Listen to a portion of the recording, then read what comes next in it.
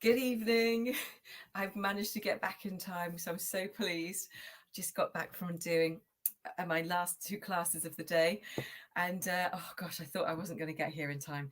So, hooray! We've reached the end of day 3 of our 3-day refresh and reset for our menopauses. How are you feeling?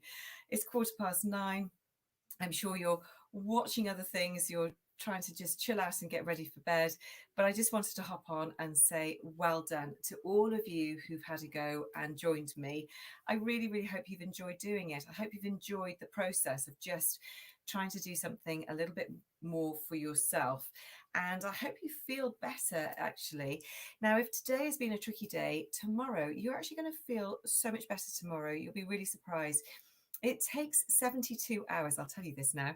It takes 72 hours for processed food to get through your body. So when I ask you to do 3 days, that's 72 hours. And the idea is that actually, if you start on a Monday, we obviously finish today. But by tomorrow, the effects of the processed foods that you've probably eaten, and that's anything from pizzas, takeaways, chocolates, biscuits, cakes, treats, crisps, you name it, all of those things that are pre-processed, they will have actually gone through your body, because actually those 3 meals that a day that I've been giving you are all very healthy, nutritious, low in sugar, and you will hopefully feel a lot more energized from it as well. And if you've been cutting down on your caffeine, drinking more water, all of those things will have that sort of compound effect. So what happens with a program like this is that you literally start with a step at a time. So every day you do something and you just do it consistently, and that's what you've been doing for 3 days. So what I would love you to think about doing is maybe try day 4. Why not try day 5? But don't look too far ahead. Just literally do it a day at a time now, because you could easily redo these 3 days that you've just done, do them again, and see how good you feel. And that way is a great way of getting yourself into something a little bit new, into taking care of yourself, because by day 6, day 7, honestly, you will be feeling so much better in yourself, especially if you are moving more and you're doing all the 5 elements.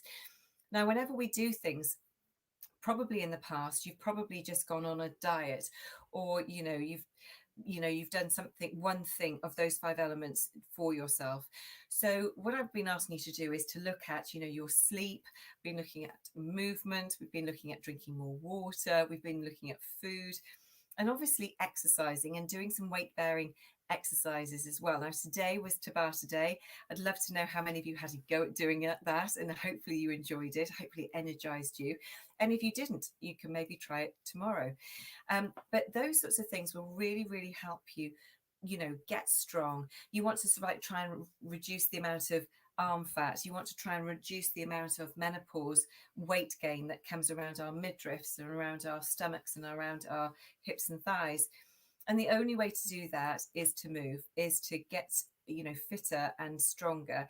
And the only way you can do that is small steps at a time. You don't have to go on this crazy boot camp style workout all the time. You can do things that are strength building in order to just get you to that next stage. So as I said I think it was day 1 or day 2, I've done previously a plank challenge which took 28 days, and the aim was to hit 1 minute of a plank hold. Now, if you're a complete beginner, you may not have reached 1 minute in 28 days.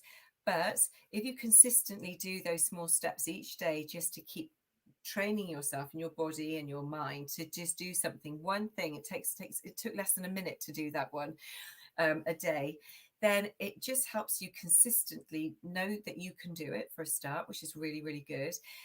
But also you'll see the strength. So if you can't hit a minute, but you can hit 30 seconds, and you couldn't even do 5 seconds before that, what an improvement. So I always think you've got to look at a little bit of progression. We all need to see progression. Otherwise, what's the point in doing anything?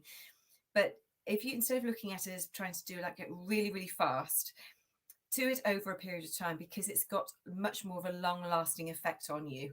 And to try and create those new habits is going to really, really help you going forwards. Now, as I said this morning, there's no magic pill.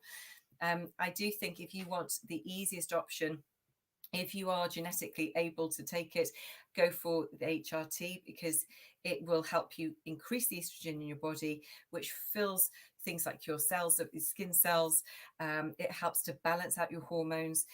You're not having that deficit, which we all go through menopause. It gives you a level of estrogen that helps you to balance out, but it doesn't give you every element. And so even those ladies who've been on the program with me before have found that actually it's all encompassing. You can't just do one thing. You have got to do a mix of things, and it is sort of like finding a lifestyle around it to try and make it work for you. And I always say, try and make it work within your remit, within your family, within what you're doing.